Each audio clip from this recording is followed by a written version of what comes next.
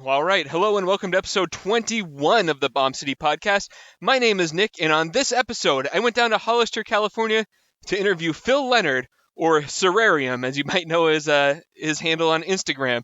Now, I asked how to pronounce that when I'm down there, so if you're too shy to ask, I did it for you. You're welcome. This episode's great, man. I had so much fun. Phil is an awesome guy, super talented, and very knowledgeable about paint and paint techniques. So we geeked out on all of that. I hope you guys dig it. Here it is, episode 21, Phil Leonard, a.k.a. Syrarium. Thank you so much for listening. Cool. I know. So are you from Hollister originally? So I was born and raised in San Jose. Oh, in San Jose. Yeah, and then my family was in San Martin for a couple years, and then, more than a couple years, and then we moved down to Hollister. So yeah. Kind of similar to now, like you can move down here from up there, like sell your stuff. So my parents are originally from Los Gatos, so when they moved down here when there wasn't much, so been here I think almost 30 years. Wow. 30 years, yeah. So I was a little dude when we came down here. Yeah. So it's neat. Yeah. A lot has changed in Hollister since then. It's crazy. Yeah. It was like such a smaller town, you know. It seems pretty rad. Like we're here in your art space here. Like across the street, there's an upholstery shop, there's a machine shop around the corner, bike stuff everywhere, tattoo shops. No, it's neat. It definitely has that small town vibe, and everyone, is like really rooted in the community for the most part. Like that's what's kind of cool. Is Hollister is not like a pit stop. It's like more of a destination. Maybe not like a prize destination, but like it has a lot of stuff, at least for the culture. I mean, agriculture and farming and like rodeos and stuff. It's off the hook. I think people love it for that. But for what you just mentioned, like the culture stuff, there's not a whole bunch of it going on. So that's what they're trying to really put downtown and try and make that happen, So that it's fun to watch. So that's cool. It's pretty cool. I think most people probably know Hollister by the bike show that was down here. Sure, yeah, the 4th of July rally, yeah, it's cool. Which is odd because it's completely died off and it's not even like an event anymore. So it's kind of unique. Hollister sometimes tries to overmanage things like that and not let it like manifest naturally, So it's kind of hard. I thought it was over completely. I guess I just stopped hearing about it. No, it is done. So they don't even do what do you say, like an official rally or whatever. It's just, I think a lot of bikes show up and they just kind of mosey around town, but there's no like event t-shirts or nothing like that. So interesting. Yeah, my mother-in-law, she vended, we had Charlotte's Web, but even before that she was a vendor for like she saw leather goods and stuff like that. Mm-hmm. She used to be a seamstress. And so she has all these great stories about coming down to Hollister and like sleeping on the sidewalk during the show under the table at the booth. Oh man, when I was a kid, like a teenager, the rally was fucking off the hook, dude. Like I remember one year we were partying on Main Street at a friend's house, and like you got everything. You got bikes stopping in, slamming beers, doing burnouts. I remember this. It was like an '80s dually thing stopped, and it was super decked out, and it was like on airbags, and the dude stopped and just fucking blew all 4 of his tires off, dude, like right in front of the house. It was, but it was just that like the rally at that time, it was wild, and then right after the 50th anniversary, I think it kind of just, folks got a little scared of people having too much fun, which seems to be the case anywhere anymore, so people get turned off by a lot of people doing one thing at one time. There's see a power struggle or whatever, so. Yeah, it was big, like way before biker culture was like a mainstream thing. Oh yeah, man, for sure. And then I think oddly enough, like what people broadcast on TV and stuff, they're always going to showcase the bad things and never like, I remember that they always cracked me up. The reports after were like, oh, we only had 8 DUI, we only had this many arrests, and it's like, why don't you say about the other 60,000 people that came and had a fucking blast and went home fine to their families, to their kids, and chalked it up as a badass weekend, So I always hated that, I was like, you're the kind of people that are killing this good time, So, but I suppose people ain't something to dwell on, But it was fun, it was cool, and now it's just dead. The city Hollister, they demand a security deposit. A security deposit for security, and I don't quote me, but it's like $180,000. because they want like so many, you know, probation, so many ATFs, so many like everybody. It's really just like killed the event. So any sponsor that comes in and says, hey, I like the show, I want to step in front of it, and it'll be Bomb City Blog Rally. They're like, okay, cool. Well, this is what we require for you to put it on, and it's like everyone just kind of laughs in their face. Yeah. Say, see you later, you know? Yeah. So that's what happened, I think. But that's the layman's. The layman's rundown, you know? So. Yeah, aside from the bikes, it also seems like a pretty good place to be into old cars. Like, I know I've driven down here to pick up parts before. Like, when I was pulling in, there's like an old truck, old car. There's like a early 50s DeSoto wagon in a parking lot around the corner. Yeah. No, it's neat. There's a lot of cars, you know? I mean, especially it seems like since, you know, I mean, Dead End's been around forever, but it's kind of neat. Like, the community has grown with them, you know? So, like, there's a ton of, like, we just had a street festival a couple weeks ago, and you see so many, like, custom cars. And it's funny you said DeSoto, because I happened to be a judge for the street festival, and they gave me best pre-war, which I thought was fun, because I'm, like, a crazy graphics guy, you know? And I was like, hell yeah, like, we'll pick best pre-war. And I picked like a bone stock DeSoto, but it was air ride slam, like laid rocker, and it was really, really cool. And it was neat to see that the gaps being bridged a little bit, because, you know, there's usually like your stock 39 DeSoto untouched, and then your Impala or whatever, your lowrider. But it's neat that the community is kind of, you're starting to see a lot of these folks pop up that have these like mild customs, and they're blending both, you know, because that's not a huge thing Hollister's known for, is chopping up cars and all that kind of thing, you know. So as far as the culture side of it, but it's cool. It's fun to see. Do you feel like Hollister has like its own sort of like car identity? Like, can you spot a Hollister car? No. No. I mean, if you're in Hollister, you can spot a Hollister. Like, if you're from Hollister, like, oh yeah, I see that car every Friday or whatever. But if a Hollister car goes to, you know, Cruise Telegraph or something like that, you're gonna be like, I've never seen that in my life, you know. So there's no real identity down here, you know. But if you're gonna get into like a 1978 C10 pickup, like a square body, like they're a dime a dozen. They're lifted. It's actually, you know. But they're tight. I mean, I love those kind of trucks too. Like anything that has style is cool, you know. I don't leave it just as like one specific car style, you know. So, but no, there's no big identity, man. They just kind of pop up here and there, you know. But it's also neat because it is like kind of the tail end of like the 101 Valley. It's neat. You get all kinds of folks. Like, there's some dudes here that are super low rider, you know, with like 87 Monte Carlos and shit like that. But then there's other dudes, you know, like Anthony Lamonis is down here, and he does suspension work and chop tops and everything, you know. And then I'm a painter. There's a couple other guys in town that are super, like, really skilled, and they do a lot of stuff. So it's kind of neat. Like, it's off the beaten path, but there's a lot of folks here, you know, that are doing some neat things with cars. So it's cool. It's fun to see. Oh yeah, I'm glad you mentioned the Lamonis. Yeah, he's just like 7 blocks that way, probably 7 blocks that way. Yeah. I was gonna say, like, I've seen your work for a while. I think we landed next to each other at some point early on. Yeah. But I think that like Erica and Anthony, 67 is like one of the first big. Yeah, that was like the very first car that I painted, the entire car. You know, like I had done some like roof jobs on Richie, and Anthony had that ranch wagon, the blue one. That was fun. But yeah, that was the first complete car I painted. Yeah. Like, from bodywork to paint to everything. And Anthony gave me a great head start. Like, him and his dad Joe, they did a lot of they welded up all the trim, door handles, a lot of the emblems and stuff. So, and it was a pretty straightforward car. Like, it had been, I think they got it from like an older lady who had it forever. So the passenger side had a bunch of dings and dents just because you probably couldn't see. But the driver's side was cool. But no, it was neat. It was cool. That was a fun car. And it just went.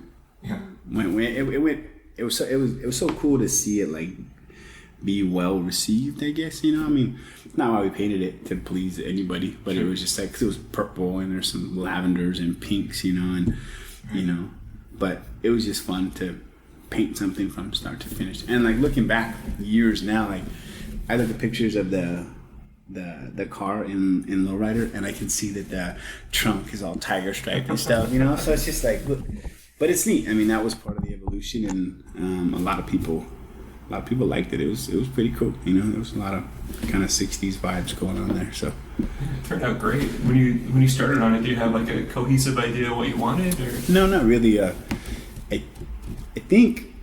think it was some of his really early work, but Anthony had brought some pictures. Richie Valles down in LA. He had done an El Camino and an Impala, and from literally like the two-tone of the car was flake on top, and the bottom was graphics, and it just looked so dope. It looked like two different cars like merged into one, you know. And an El Camino has like a great belt line, and those Impalas sometimes, like the back curves along the door, they have a great belt line too.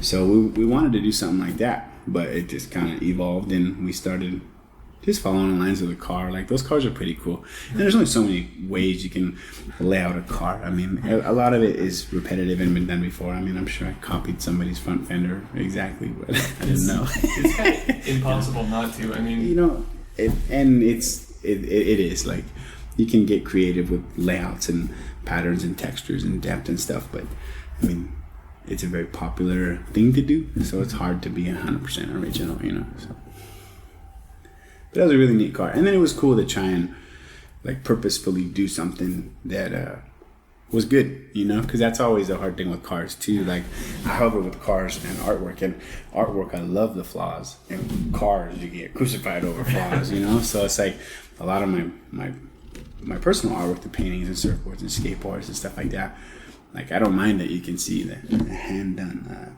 you know, flaws, because it's like, yeah, I didn't do the machine, I didn't use a stencil or whatever, you know. But the car stuff, man, you gotta be like razor sharp with everything. And some people, I think, enjoy picking stuff apart more than admiring it, you know, with cars. So it's easier.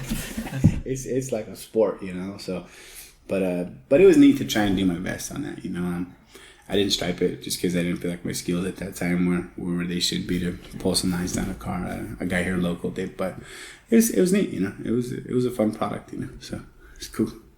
And then, like, the best part, to see them smash that car everywhere, like 85, 90 miles an hour, you know. Like, they didn't give a shit. Like, they treated it like it was primered. So it's like, that's the best part, you know. You see a badass car like that flying down the freeway with low baby tires and shit, you know. It's like, you guys are crazy, you know. I was thinking about that driving down here, because I think the first time I saw it painted, because it was green before, and then you guys finished it. And the first time I saw it was at it was like downtown Oakland during one of our cruise nights. Yeah. Like, Jesus Christ, these people drive a lot. It's like a 3-hour round trip. Yep.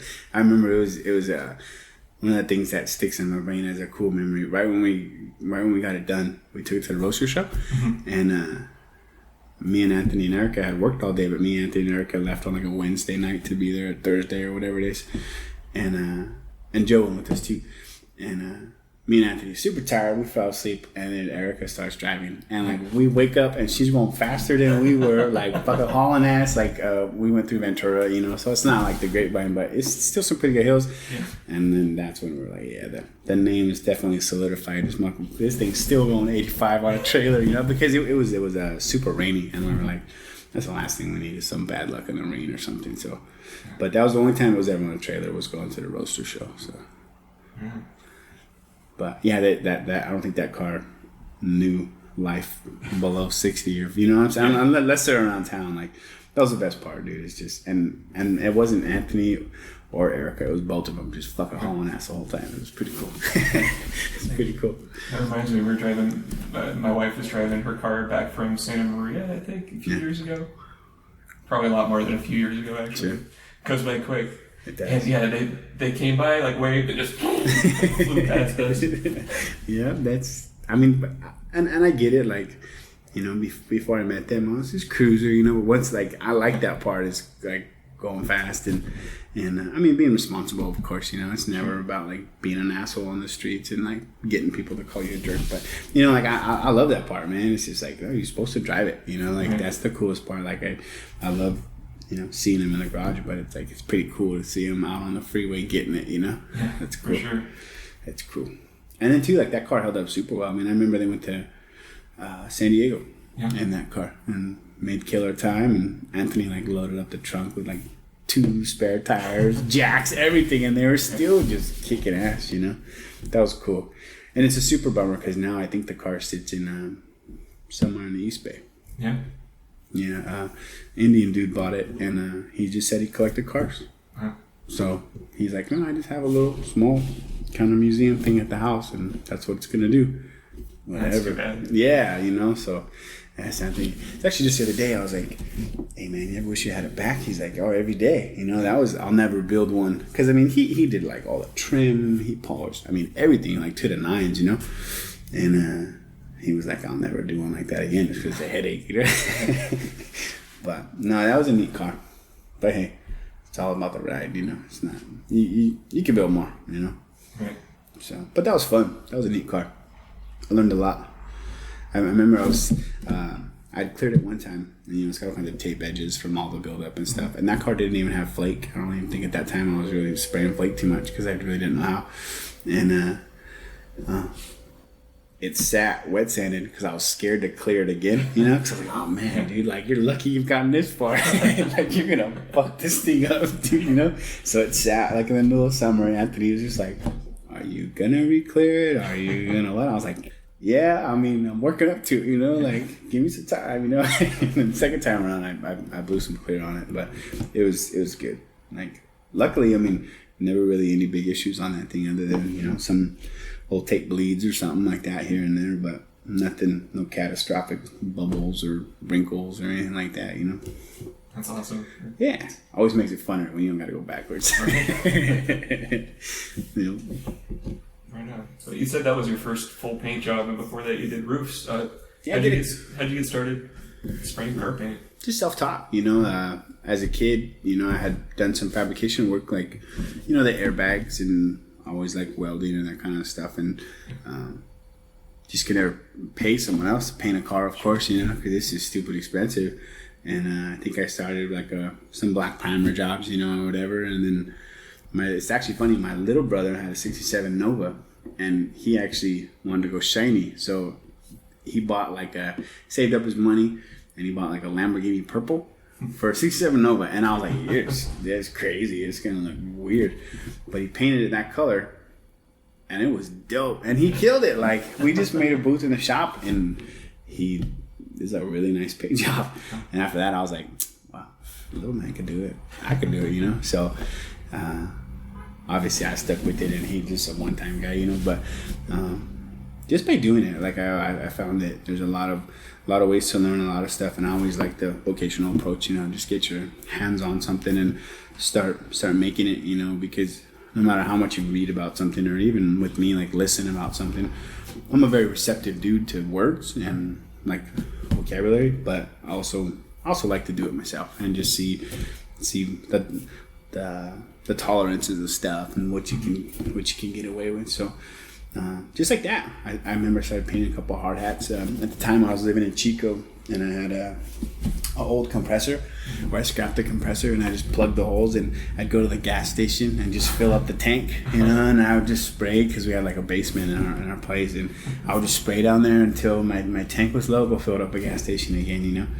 But I was painting, like, you know, like back then, I think I was like really into sullen, you know, like Skulls and Roses, you know. Of course my Skulls and Roses didn't look like their stuff, but it was a good place to start, you know. And then from there I pretty much dropped any kind of imagery that had to be realistic, because it was too hard.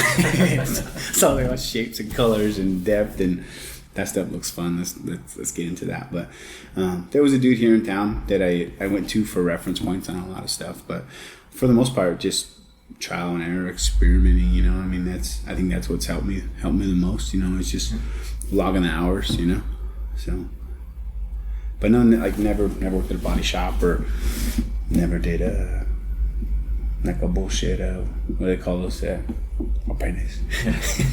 Always, I don't know, I've never seen like well, I shouldn't say that, because just because I haven't seen it doesn't mean it exists. But those apprenticeships, man, it's always about like, you're not actually learning, you're just being a turd and taking orders and hoping you catch on to something, you know. But it's I like just learning, and too, you know, I like the philosophy of giving stuff away to help elevate everybody, you know. It's like, I'm not one of those guys that just, I'll learn something and then put it in the think tank and never let it back out. It's like, no, man, the more everybody manifests ideas, the cooler everything gets, you know. And that's what I like about kind of stuff right now. Is just a lot of people are doing really cool stuff on like really small scale too, which I think is really neat, you know. So it's not like a group of like super mega rich talented individuals or whatever, like big industry is leading the way. It's a lot of mom and pop stuff are doing some cool stuff. So I try to follow that philosophy of just get after it. Just if you want to do something, do it, and success will be determined by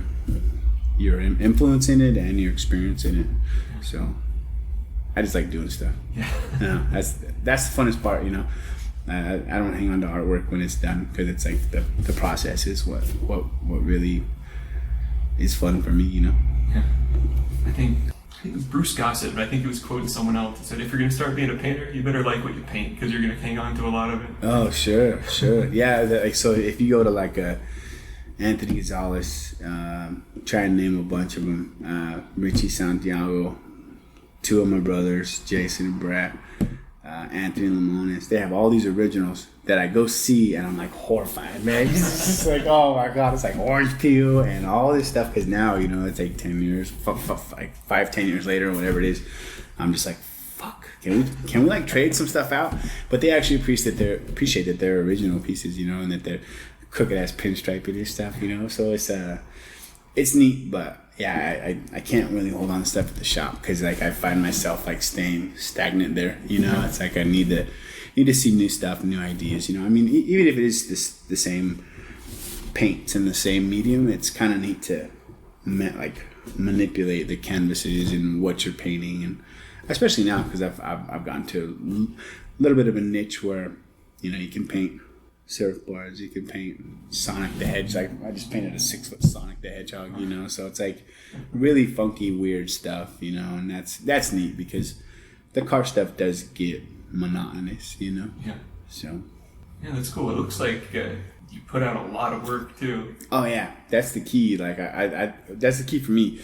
Repetition can get a bit boring sometimes, but if you kind of infiltrate some different canvases and even styles. Like sometimes I have fun doing the 60s style. Like I've been into ribbons for a bit, but I kind of see myself going out of those, you know, and just always being productive with what you do, you know, like really just practicing, you know, even if you don't love the end results every single time, it's more or less staying busy and kind of creating that muscle memory to make stuff, you know, because that's the hardest part, is trying to find a groove or trying to find a rhythm, you know. But if you stay in it, I know for me, like with no artistic background other than painting, you know, I don't draw, I don't do much. I mean, I have a little bit of an eye for design. Like I've helped some friends with landscaping and stuff, and it always comes out pretty cool, and like making gazebos and stuff. But just being creative and kind of like trusting your skills, you know. Yeah, that's awesome. It really comes across on the stuff you paint. Like, yeah.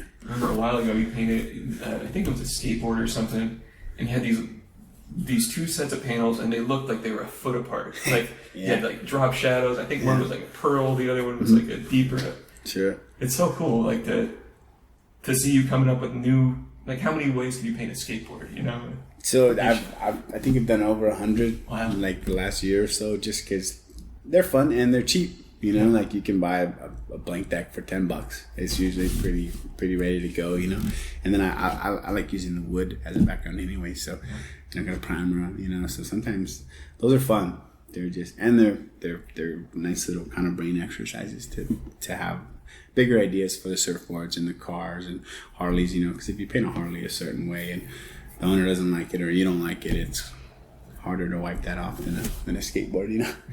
So, do you do a lot of bikes down here? For a while, I was doing a lot of bikes, but I raised my prices. I mean, when I think the evolution of, you know, quote unquote, how good someone got, like because I practiced so much, I got pretty decent pretty quick. You know, I mean, most people, I think you know, they work at a body shop, they learn their skills, they experiment a little bit, and I just jumped in it and was like, fuck it, let's do some graphics, you know, like I want to. So I learned it quick. And then too, I mean, paintings, surfboards, you know, I did a bunch of like a series of clowns, you know, like just truly done hundreds and hundreds of projects, you know. There's not like 5 things that like really stick out on it, you know. It's just staying busy with it And what was the question? Fucking spaced out. Just asking about bikes. Oh, yeah. No, so like in the beginning, I told you I'd ramble. I told you. No, like I think I gave away a lot of cheap work. Yeah. And which is fine, you know, but I realized quickly from asking around the industry and like just being friends with other painters, like what they charge, you know, and because I never want to be that guy that's, you know, just slicing everybody else. So I jacked my prices up over the years, and now I've kind of put myself, whether it's good or bad, it's hard because I hover between like the art gallery stuff and then like the bike stuff, and they're two different crews of people really for the most part. So roundabout way of answering your question, I think for me, when I put something on a bike, it's more artwork, and I think some people don't see it that way, so the values are different. So I don't paint a whole bunch of bikes anymore. Like the ones I do paint, they're kind of outlandish. They kind of have a, you know, like a more of an artsy factor than like maybe a trendy factor. Mm-hmm. So people are painting their bike that way because they like the art style, not because he's a motorcycle painter and I like his motorcycle painter style. You know what I'm saying? A little bit. Like, of course, you know, that I don't want that to ever sound like a fucking high and mighty thing, because it's not, you know, but it's like I like falling on that side of the unique, fun art. It's supposed to invoke some emotions, you know, like although I super respect the cleanliness and of a really good lace panel or something like that, you know. But I found myself right now having a little more fun with the techniques and depth, you know, and these kind of more artsy effects, not stuff you traditionally see on cars and bikes. So haven't painted too many. I have two right now. Like to totally contradict myself, but they're neat. They're kind of more fun than like serious. Yeah. Super serious builds. I want candy brandy wine with gold leaf. You know, it's not like that. You know, they're more of just like, no, have some fun, have a blast. You know, I want a bike that will kind of have a big personality, and I don't give a shit if anybody likes it. You know, so. Yeah. But yeah, so the bikes, painted a lot of bikes, and then as my style evolved, I think probably less people saw it on a bike, because it happens all the time, man. Like people will see someone else's bike, oh, I love that. That's awesome. I would just never do that to my own bike. And it's like, I don't know whether to like be offended or it's a compliment, but I mean, I don't really care, because I like the creative process more, you know. But it's always funny. People are like, oh, I love that, but I would just never do it to mine. It just cracks me up, you know. So, but not too many bikes. So the last couple of years have really been focused on artwork. So that's cool. Yeah, I saw you had it looked like a pretty big show recently. Yeah. So it was like almost 25 pieces of new work up in San Jose at our art gallery, and it's neat. Surfboards, like really big paintings. I made some custom like inset shadow boxes for this skateboards, and had a couple mannequins that had like these really elaborate Impala heads on them, and they're fun. So that stuff is really neat, because there's like no rules or trends really, you know. Like it's kind of harder because it isolates you a bit more. Like you're more of like a studio artist that, you know, you make your work and whatever it is, you know. It's versus like a vocational paint shop where you're painting, you know, a certain style all the time. So I like that part because it kind of forces me to stretch my brain a bit, you know. Like I think there was 10 surfboards in the show, and none of them really look like they were painted by the same dude. And I think that's fun, because that's what an art exercise should look like, you know. Like you're stretching your boundaries and patterns and designs, and you don't have like a super strict template of this is what every piece needs to look like, you know. So if there was a template, it would be that every piece has a little bit of its own personality with maybe the same Syrarium flavor or whatever, you know. So I like that. I like being different. Not being different for attention, but being different to just stay different and stay a little bit unique to what you're offering as a business, but what you're also offering at yourself, you know, because that's how I'm going to stay motivated, is if I keep things different upstairs, you know. At the art shows, do you run into a lot of people who are just like not familiar with the style of painting at all? So now, yeah. So like the last year and a half, it's neat. Like I've hooked up with some art galleries that really like this stuff. They run this stuff. I did a really big restaurant down in San Diego. It was almost like 1,000 square feet of painted surface. Wow. So it was like all type of mural stuff. I painted their sink verniers. Wow. It's a steakhouse. I did painted their bandsaw. You know, like totally flipped out, like way more of an interior design type aspect than a custom car thing. And yeah, it's neat because there's people that float in the middle, like, well, I've seen a lowrider before. I don't know the process, and I've seen artwork before, but it's kind of neat to see a plastic mannequin painted automotive with like some copper rings around its neck, and then like I think they're almost 8 feet, like this crazy Impala head with like some 3-foot horns. So it's neat to catch a bunch of different demographics of people within one piece, because you're gonna get a tattoo guy that might be like, oh dude, the way he laid out that sleeve or whatever is might be a fun design. And then you're gonna get some I actually started working with a company that makes bikinis, because they saw the mannequins and they're like, hey, that's like a tasty little layout, so and it's just Instagram. I don't know if it's full of shit or whatever. We'll see if they come through with what they say, but like you talked about the people, it's neat because the artwork, I think, catches a whole spectrum of folks, where cars are mostly gearheads, and chopper guys, which is cool. I mean, there's a lot of folks that transgress both, but the artwork is fun because you do get to have like the same conversation with an old lady, a young designer, maybe some girls that think the mannequins, you destroyed them, you know what I'm saying? And then some dudes that are total like, oh man, look at that, it's cool. So it's fun to have the different perspectives. I guess I wanted to ask about the murals. Did you grow up writing, or? No, not at all, man. I was total jock. I was a football player.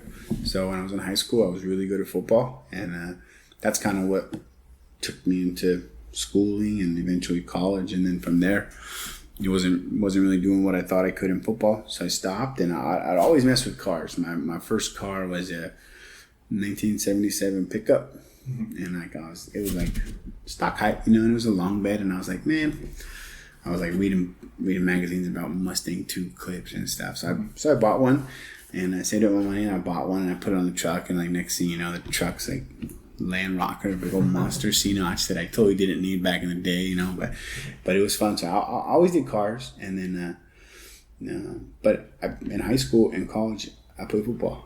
And then when I was done with that, I was like, man, I've got tons of credits, like might as well do something. And art seemed pretty easy, and I like painting and kind of style and design stuff. So I got a degree in fine art with like a concentration in painting, and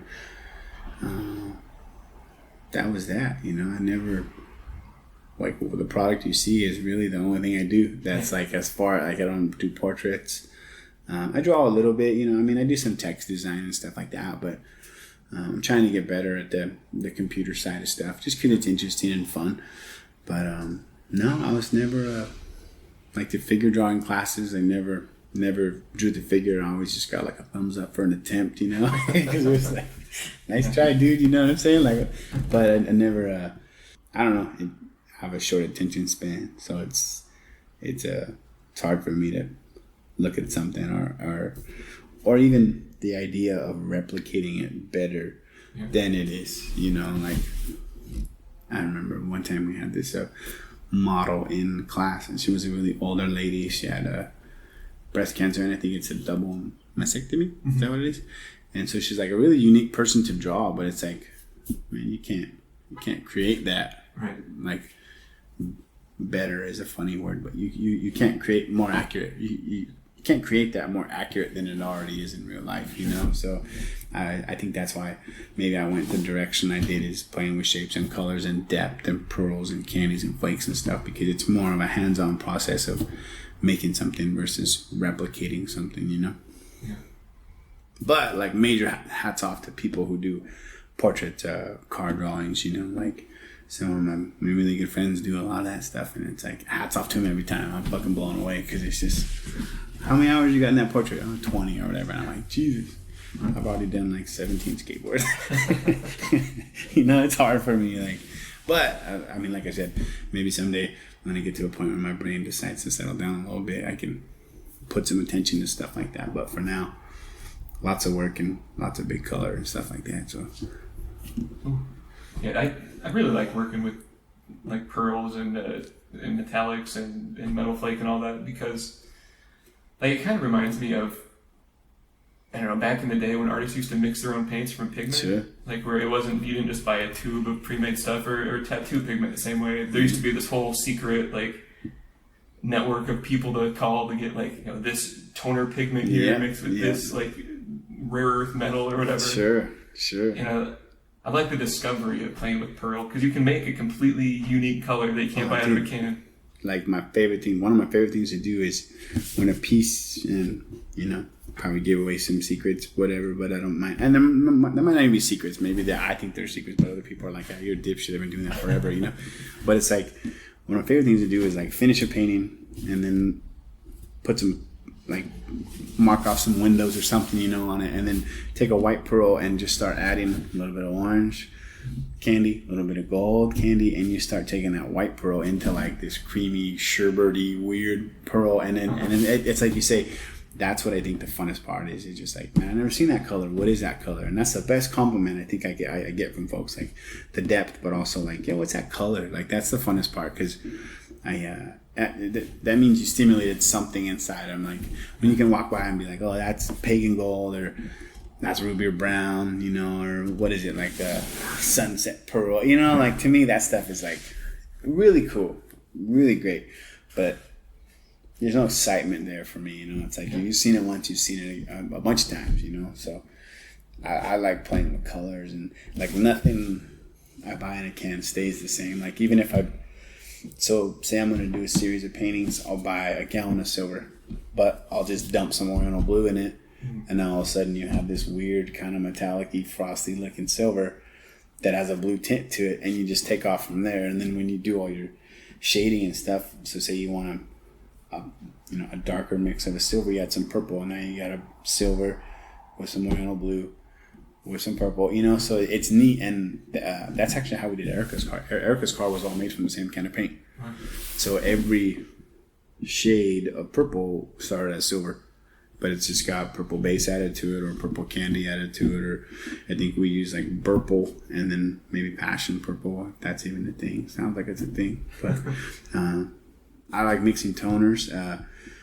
I use a lot of PPG dyes. I found this cool old kind of, the paint store here in town, he has them, and it's neat that these super old bottles of just PPG dye, and you just add whatever colors, and they're totally different spectrum of colors than like what House of Color offers. So it's neat, like House of Color's purple, and then the PPG, it's old purple. They don't look the same. So it's kind of neat, like to get folks that are like, man, what color is that? I'm like, fuck, I don't know. It's just really old bottle of dye, you know. So yeah. That's probably another nice thing about doing art pieces instead of art effects, is you don't have to color match again when it gets hit. Dude, luckily, well, I got some pretty cool ass folks that I work with. Like I'm actually redoing a bagger right now. The guy laid it over, and he had insurance and everything, so he's cool with it. But he laid it over. He's like, "Hey, keep color matching." I said, "Fuck no, we're gonna repaint the whole thing, dude. Like, it'll take me longer to color match and make it look decent than I can repaint the whole thing faster." You know, so we're repainting it. You know, I mean, and that's probably not the smartest thing on my end as a business owner, but I also like it because it sets that guy apart from other folks, you know. I mean, it's kind of neat to have something that nobody else has, like not for that reason, but if you like being a bit different and you like kind of not being the same, you know, it's kind of fun. But yeah, playing with colors, nothing ever stays the same, you know. Like even if I want an orange, I'll buy a silver and a yellow and a white, and I'll, you know, kind of make something that's funky. Like that's the fun part for me. So you can learn a lot that way too. I had this, it was like a big sky or a Montana red. I remember I bought it to do a resell red flake job on something and never did it. And then I had this can of like blue high solids that I got from my shop teacher in high school. Sure. And I mixed them together and it was like a catastrophe. Like, all right, it makes you think a little bit about the chemistry behind it too. Yeah. The only thing I really try and do is like not use cheaper stuff, because I found that's really the only time you're gonna get super caught up in a paint job was like issues if you're using cheaper or uncatalyzed stuff. But I made some cocktails, man, where like I'm spraying some clear on it and I'm like literally fucking holding my breath the whole time, like what's gonna happen to this thing, you know? But it's artwork and it's fun. But yeah, definitely. I don't do that on customer people stuff, you know, so I promise. But on the artworks and the skate decks and all that kind of stuff, that is the main goal, to pretty much just have fun and experiment and see kind of what colors you can make. Because some colors I'm actually colorblind, so it's like it's fun to just read the cans and like make stuff happen, you know. So yeah, I found out a few years ago that I have a blue-green sort of problem. I can't tell them apart most of the time. So blues and greens and reds and then like purples I'm trouble with. So I like think that for whatever reason the greens and browns and then reds and blues and purples are really kind of skewed sometimes. But it's weird because like I think other times because I work with a lot of the colors, like I know the makeup of it, so I can like logic tells me what it should be instead of like my eye lying to me. Right. You know, it's like no, I know that's probably this color, you know, because maybe someone's not going to paint something purple, but it might be blue, and it's like, so if I have to guess, sometimes I just guess blue too, you know. It's like blue is more of a probably appropriate guess than purple, just because people aren't really going to paint stuff purple too much. So I've gotten in trouble though before. Like sometimes I send pictures to my wife, like, hey, what color is this, you know? I'm like, do you think it looks like this color? Like totally fishing, you know, because I'm like, wow. I made, you know, like the other day I mixed the blue pearl with the green pearl. I was kind of looking for like an aqua, you know, like an aqua type color. And I put it over a gray base, and it just, she said, it's all red? I was like, never, it's not supposed to be red. You know, so I don't know what happened, but I have like a whole list of pictures that I send her, like, hey, what color do you see here? You know, like, totally fishing for her. What is this, you know? But the color mixing stuff is really good time. That's when I have fun. Do you still have that wagon that you were working on? Yeah. So I still have it. I just stopped because I found myself not liking it, you know, the inside. But no, I still have it. I bodyworked all the floors. I made all the interior out of metal, you know, and I painted it. It's sitting at the shop, painted, but it's just now it's such a different evolution and different content with the work. It's like I wouldn't bring it out, you know. I mean, it'd be neat as like a nostalgia piece for myself, but I think when I get around to getting the wagon, then they'll definitely get some of the newer style of work, you know. And I don't think I'd ever sell it, so it's kind of not something that I would try and identify into a category. It's just going to be a little shop break for me and the family, you know. Yeah, it's funny how sometimes you get into a project and sometimes you get in so deep it just becomes like not very appealing to finish it. Dude, and like I love to drive the old cars, so fun.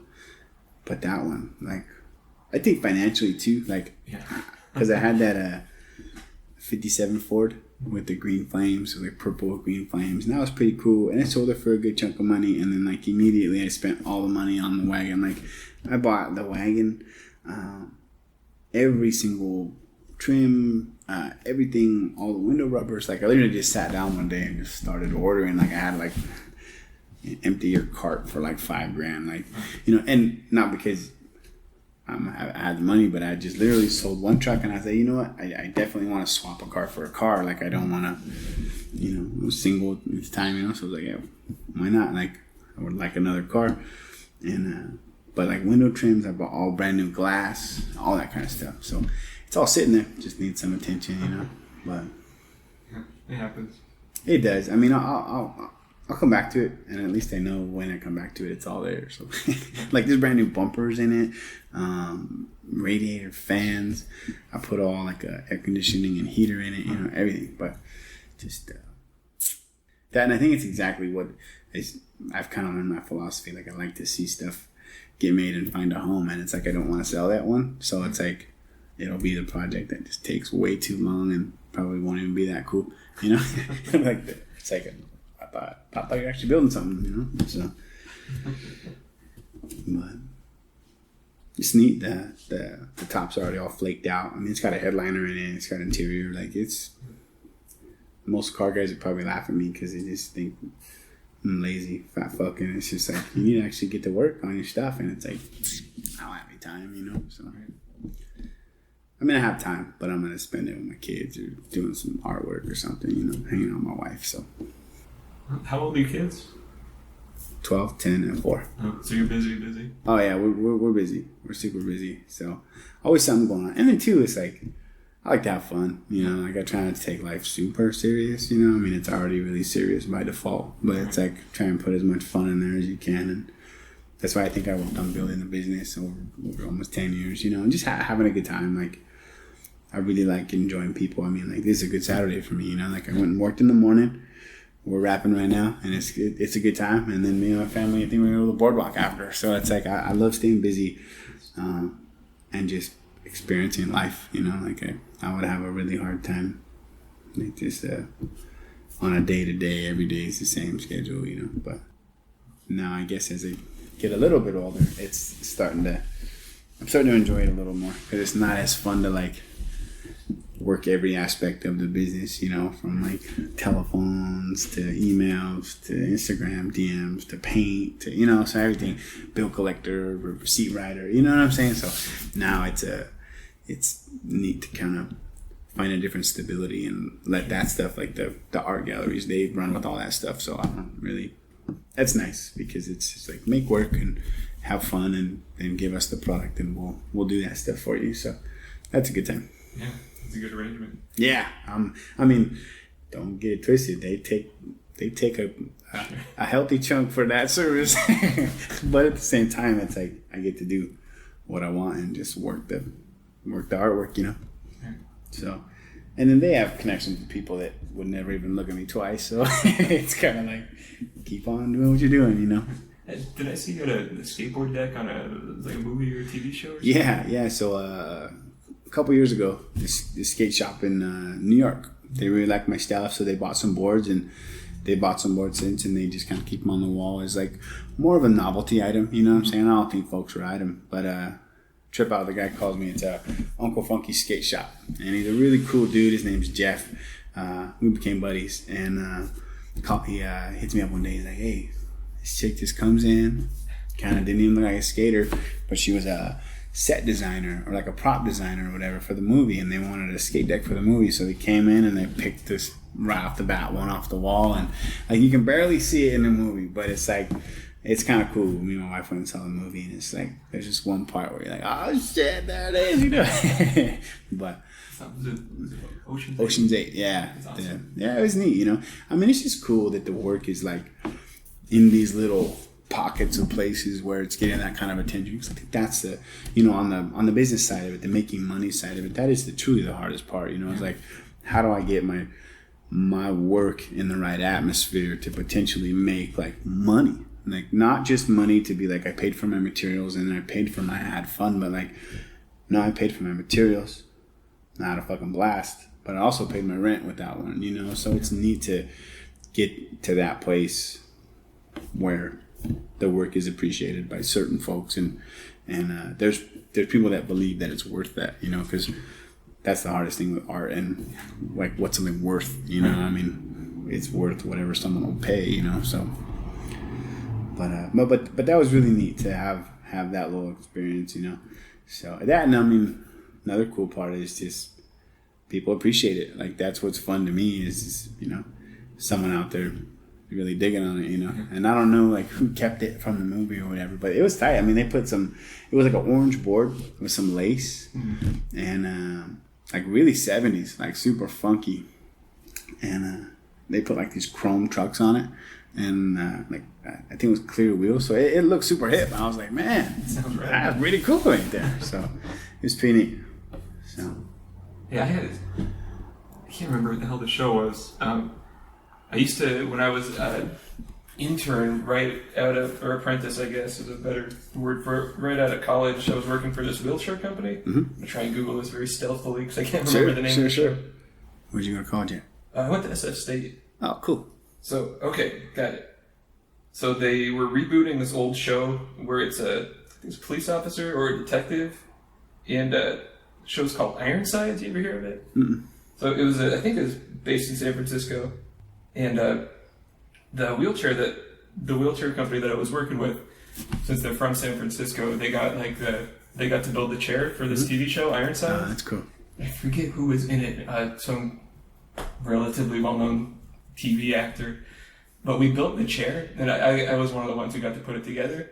But they had those little those canes, that go on the back so you push them. They made us cut those off because they didn't want it to look like the officer needed help. It's like, oh, okay. Sure. It was really weird. A lot of the guys, they were pretty pissed off about it. But yeah. I don't think the show ended up getting picked up. It's weird, like, oh man, taking some mechanical thing and making it like not really an art piece, but like a thing with like a philosophy now. Oh, sure. So that was a trick. That was... Well, and so sometimes that can be really hard too, because like when you start repurposing other things to have a different purpose, it's like a wheelchair with no canes for someone to push it. Is it even a? It's like really weird. Like, what is that? Like a rocket ship? You know what I'm saying? So it's like when you start like taking the functionality of something like that, like the surfboards. When people see a surfboard, like, oh, can I ride it? I mean, it's expensive, but yeah, you can ride the shit out of it if you want, But it's like some people will laugh because they're like, well, why would I want a surfboard if I can't ride it? And the same with the skate decks. People are like, why would I want that? I don't know. I'm not telling you to buy it, So I think if I remember correctly, the thing with the chair was not so much that they were pissed off having to do it. They were more of like, so you're implying that all of our customers need extra help, like because they don't have these things cut off. Oh, like it was like, sure, huh? I understood it. I think there was a nasty note left in one of the legs of the wheelchair up in the frame. That's funny. Yeah, it's weird. It's a trip seeing what people do with something you created. Sure. Yeah, it's a trip. You still have the photo? Which one? You still have your photo? The 57? Yeah. That's my wife's car, but yeah, we still have it. Nice. It's been down for a while. It's flaked and paneled now. Tight.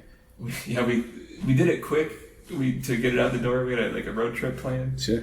And so all the panels had rough edges. There was a little bit of drip somewhere, so we sanded it down. Sure. I think last November, and we took it to my buddy Mario, who did the panels on it. Yeah. He's pinstriped everything and re-cleared it. Nice. He has kids and a real job now, so it's going slow. But it'll be back soon. I always like Mario's work. He's a really talented kid. Yeah, he is, man. That's for a while there. He was pumping stuff out. I was like, man, this guy's tight. He's really good. I like him and both Alex's work. They're good. Yeah, they worked really well together. Yeah, they did. I was there when they were doing the final clear on Javier's Pinto Vega wagon. Yeah. And they didn't even have to talk. They were just like, you grab the hose, I'll move here, you there, flashlight here. It was pretty cool. Yeah, I'm excited to see Alex's Rivy if he does some extra stuff on it with the paint. That'd be pretty neat. Yeah, I love the front end of that thing. Mm-hmm. He's really going all out with it. Yeah, it looks good. Super talented dude. I like his work. Yeah. That actually reminds me of something I was going to bring up earlier. Like one of the first times I met Alex was at this paint shop, and he had this Galaxy for a really short period of time, if I remember correctly. And it was this beautiful green gold pearl. It looked great. And I asked him about it. And he's like, oh, it's thinking if I'm giving away secrets, I think it's been long enough. This is 2006 or something. Yeah. He's like, oh yeah, it's a Volkswagen green. I just dumped a shitload of gold pearl on it. Sure. And it's I didn't even realize that was an option. Yeah. I think that was the first thing that really got me thinking, all right, I can mix pearl in and make something just a little different. I'd never seen a color like it. It's pretty rad. No, that's a lot of I'm still learning pearls, because sometimes you can really make some stuff that's muddy or crystal clear. I'm still learning, when the application is like sometimes if you want something really opaque, it can work for that, or for a kind of a frosted look, but you could take most colors and just add some pearl to that color. A lot of these new car paint jobs, the Chevy stuff, they're super chunky metallics with a couple different colors in them, and that's what a lot of them are. They have they're super expensive to make, but they have the pearls in them, the metallics in them, and I mean they look great. They're really neat colors for new cars, but They do have a lot of effects in them. They're pretty cool. Yeah, I think back, like right before I stopped paying attention to the ham, some guy came on there and he was selling like freezer bags of Audi Pearl that he got from work or something. Oh, trip out. So I got like a gallon bag of white pearl for like $50 or something. Fuck, that's crazy. That's I still got it in the garage. It looks like a bag of crack or something. That's pretty cool. Yeah, whenever we're doing something and the color's not quite off, throw a spoonful of that in. It's a little better. Yeah. There's a little bit of dance to it or something. For sure. It's fun. I have a band that I'm working on. I got like way too into the roof, and I ended up doing like it's all pink metal flake and it's got like purple fades on it, and then like cobwebbing, blowouts, and a whole bunch of crap on it. Dang. And I did gold fades, like gold pearl fades around the windows and stuff over like a dark pearl candy. It looked so rad. I was like, oh man, I accomplished something. But I could have gone ass up so easy. Dude, that is the funnest part of painting, I think, man. Like, I did a very similar thing one time. I did a whole bunch of graphics, and then I did like this really solid black border on the whole piece, like a 3 or 4 inch border. And I just accidentally, there was some gold pearl in my gun that mixed with the inner coat, and it went on the black. Oh fuck, that's pretty tight. It's like a desert goldy black looking color. And I was like, fuck, good job, dude. You know, like you totally are just proud of yourself for like a super accidental mess up because you didn't clean your gun out. You know, it's like cracks me up. That's how it happens. Yeah. I had an old painter friend of mine who was talking about cobwebbing. Sure. And his story, I don't know if it's true or not. He said Larry Watson woke up drunk, or he was drunk the night before. He was in his early 20s or something. And he goes out to paint this Corvette, and he still had paint in the gun from last night. It was just straight lacquer, nothing, and it shot all over it. It's like, oh fuck, that looks kind of cool. And he just did the rest of it. Yeah. Like showed the guy, like, what do you think? And the guy flipped out. He loved it. All right, that's a new paint job. And he added it to the toolkit. That is pretty cool. I don't know if it's just a good story or not, but same thing. It works for me. Yeah, no, I mean it would make sense too. I mean that seems to be like a really thick lacquer is how the guys do. I don't have one of those guns or anything, but it's cool shit. I like seeing them do it. It's fun. That's like my holy grail of paint. I want one of those veiling guns, one of those circles on it. Yeah. I don't think I think it was a close kept secret even back then. Yeah. And like every once in a while, I find myself hunting shit down. Like these YouTube videos of like this hot glue gun that sprays the right circles. Yep. And I get the tip from that and stick it to some. That shit cracks me up, man. You said a secret back then, but like you'll see like Instagram painters, you know, and I call them that because I don't know them in real life, but like folks you follow or whatever, and they'll have a veiling gun. I remember I totally freaking forget the guy, but he had one, and like everybody kept asking him, hey, that's pretty cool, where can I buy one? And he just would never reply. And I'm like, it's just a veiling gun. Like, I mean, if you had one, someone could do the exact same thing. Like, it's not like it's your technique. You bought a gun that does a product, you know? So it's kind of cracking me up. I was like, I would really be impressed if you got a hot glue gun tip and mimicked a veiling gun. But it's like to get the gun and get the tip and pull the trigger, it's like... I was experimenting one time. I took a cordless drill. Sure. And I built this offset sort of. I had one of those.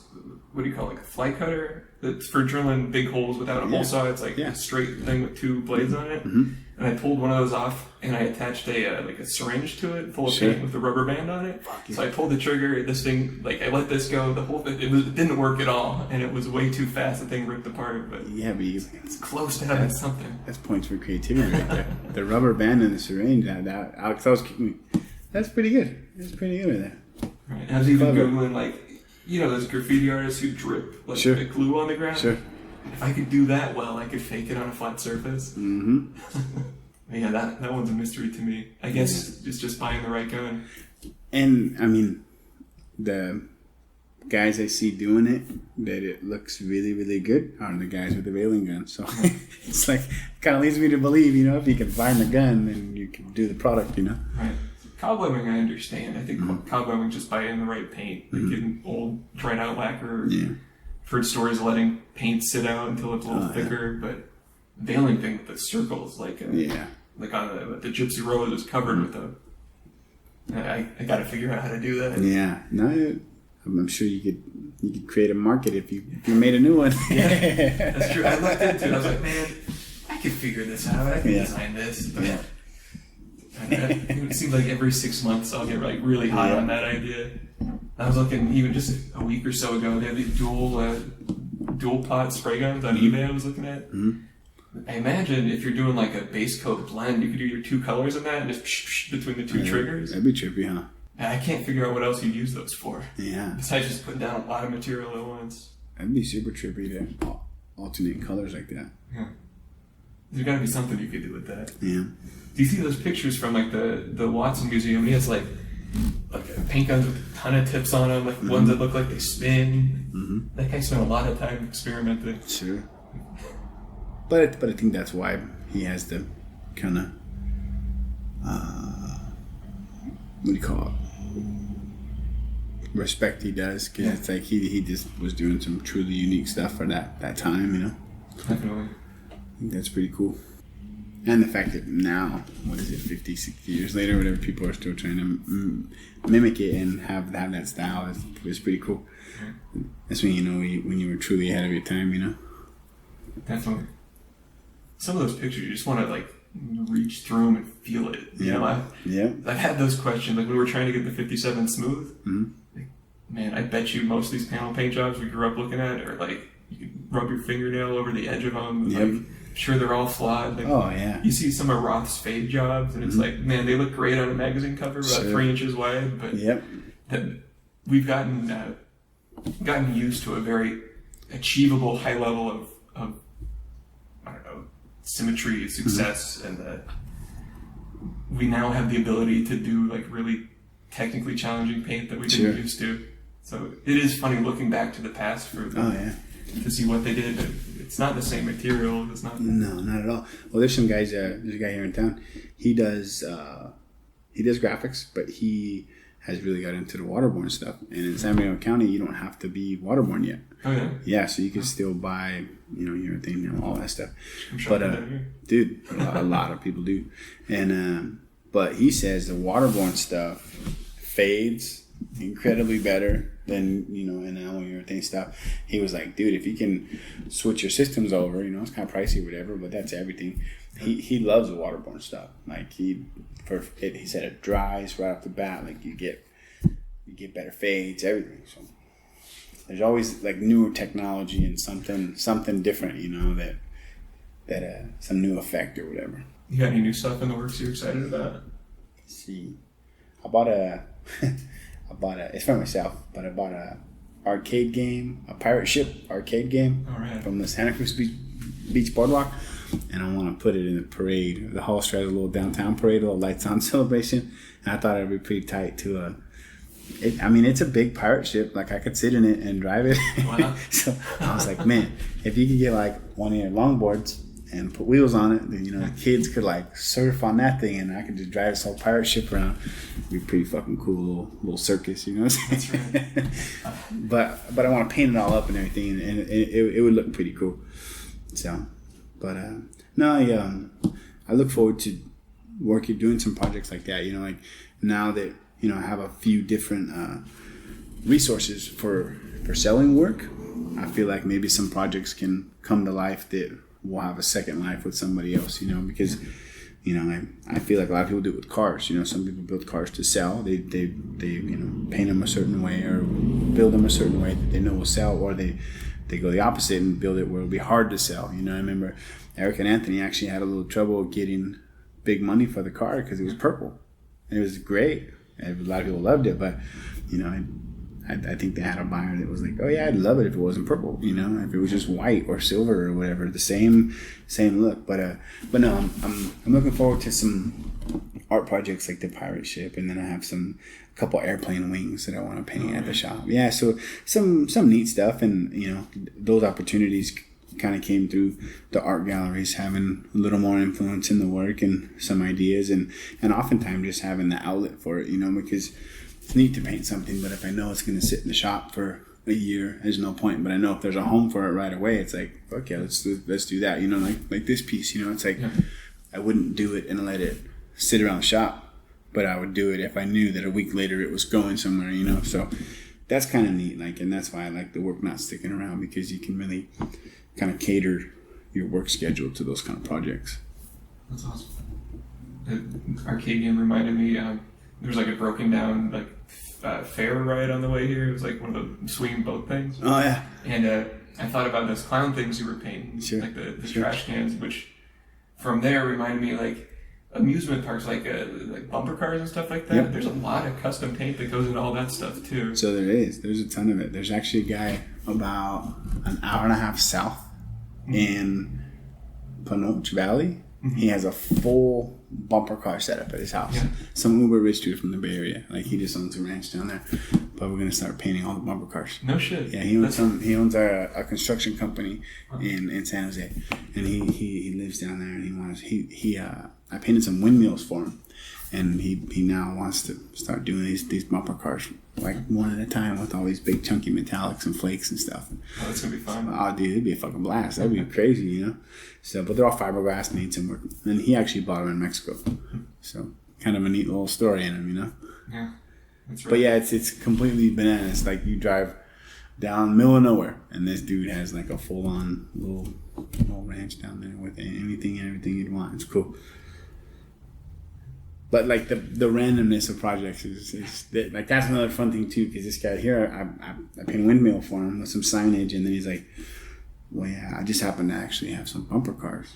Well, that's pretty weird. How many do you have? I got 20. I'm like, fuck. Okay, now, I guess I'm not surprised, But that's, I think, what's neat is that it's always just different stuff, Especially the last couple of years, it's like, you're not really painting the same of anything, It's fun. Yeah, that's cool. I imagine with doing the different projects, like the mannequins and stuff that's not just a straight panel, you're finding people coming to you with a lot of stuff like that. And I think it's just as simple as folks might have something they like, but they didn't know it was paintable, So like the mannequins are plastic, So I think what's neat about showcasing those types of things is somebody will see it and be like, well, I have this crazy old lamp. Like, maybe that'll take some paint, So I feel like not sticking to just one thing as the cars or the roofs or just pinstriping or whatever, by kind of tweaking the equation a little bit. That's what's gotten me some of the really neat jobs that I've been doing, So versatility, I guess. Like, I mean, that's what I think folks look for in a creative artist or like a creative business. I mean, they want their project to have a lot of personality. Right on. Jesus, we already did an hour 10. Goes by quick. It does go by quick. I told you I ramble. That's no problem. I'm here for it. So nice. Well, anything else you want to cover? Yeah.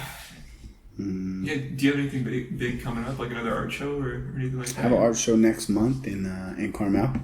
It's pretty neat. A lot of the surfboards are going over there. It's pretty cool. There's just a lot of artwork out there right now. It's pretty neat.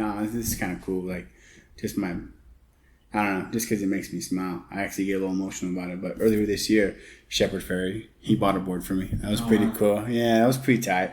So I had some work in a show that was at his gallery, and I was like, "Hey, I want my work back, man! Like, you guys have taken forever." Like, and oh no, he bought it. I was like, "Oh shit, that's cool," So yeah, so. As far as big stuff, like I really want to focus on stuff like that. I want to dedicate more time to these bigger projects, and it might be a bummer. I think as a business, there might be less frequency of stuff to see, but I think the projects are just going to be like, what the fuck, like what. So like the last.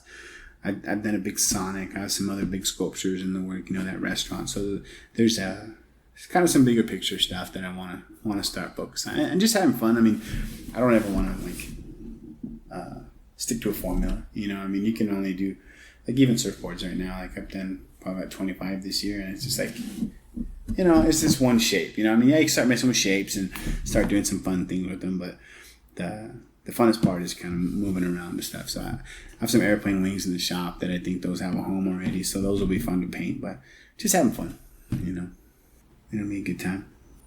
Do you have any advice for up and coming painters that want to learn the same tricks and just do it? Ain't nothing to it but to do it. I mean, it's Of course, if depending on what you want to do with it, but I mean, buy some paint and get after it. And it doesn't have to be the super expensive, $280 for a quart paint, but just start having fun. Like, oddly enough, I've gone back to like craft stores, Michael's and stuff. Like, I'm doing a painting right now. It's completely like hand styles with water-based paint. And I'm going to start doing some candies, and I want to give it like this really buried kind of marbleized look, but it's just playing with the materials, like learning what they can and can't do. So the best advice is to just do it. Like, you can look at as many Instagram posts as you want. You can waste a bunch of time, apprenticing for someone that over time wants to give you their top secrets. But it's like, at the end of the day, if you just want to paint, just go fucking paint. That's what it is. Like, go buy some paint and make it happen and learn and, study other people's work. Like, there's not a whole bunch of truly original work anymore. Sure. I mean, everybody has a reference. Like, I think I have an older reference of 60s, 70s style work. But, I mean, aside from a few folks where it's like, holy shit, you're doing something that no one's done. Like, I was just turned on to this dude. Drawing a blank on his name, but like some of his work, I'm like, fuck, I didn't even realize how hard I bit your style, dude. Like, he's an old chopper painter, man. He's down in Fresno. He's not even alive anymore. But anyways, it was like all pearls. It's completely all pearls, and some of my stuff and like and ribbons. I was like, what the fuck? Like, how'd you do this? But back to the advice, just do it. Like. You can talk about doing something for a long time, but fucking horn. Ooh, heard you, dude. That was good right there. All right. That was good. But yeah, just go buy some paint and do it. And you're gonna learn along the way, And sometimes the paint can be expensive, but it's also a good way to learn, I think. So, makes sense. Unless you want to come to the shop and just hang out. I don't really keep any secrets. I don't like that kind of stuff, so It's always funner to create a dialogue, and like, I'm gonna learn a lot from something like that too. So I really like collaborative efforts on things like that. I think it's annoying folks that want to just keep something and harbor it the way it is. It's like, put it out there. Let's all make it better, or something like that. I mean, that's what I try and do, is just get a high tide lifts all boats. So it's like, if everybody can kind of elevate their game and get better, it's all going to be good, so I like that. Right on. Well, thank you very much. Sweet, of course, man. For sure, dude, for sure. Well, all right, there it is, episode 21. Thank you so much, Phil, and thank you for listening.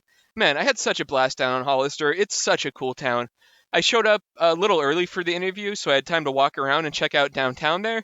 And it's so cool. Like, on every street corner, it's either a historic biker bar, a tattoo shop, a barber shop, motorcycle shop, auto body shop, and then on top of all that, there's derelict farm trucks and motorcycles and project cars, just everywhere you look. It's such a rad place. I really enjoy it. Hollister's not that far from the Bay Area, and it's really a shame that I don't make it down that way more often. Although, I did manage to pick probably the worst weekend there is to drive down to Hollister, because I picked the weekend of the Gilroy Garlic Fest, so I had a hell of a time getting out of there. But I still had a great time, so thank you so much, Phil. Thank you, Hollister, and thank you, Gilroy Fuckfest, for all that. So this episode was a lot of fun. Next episode is also going to be a lot of fun. We'll have, okay, I don't plan these in advance, but I can promise you this. It will be awesome. And if not, no, fuck that. It'll be awesome. I promise. All right, I'll see you next time. Enjoy.